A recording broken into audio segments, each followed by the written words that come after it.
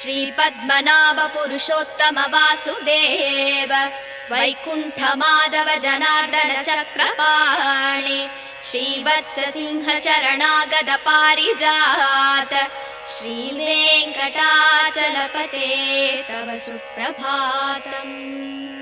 कन्दर्पदर्पहर सुन्दर दिव्यमूर्ते कान्ताकुचाम्बुरुह गुड्मललोल दृष्टे कल्याण निर्मल गुणाकर दिव्यकीर्ते श्रीवेङ्कटाचलपते तव सुप्रभातम्।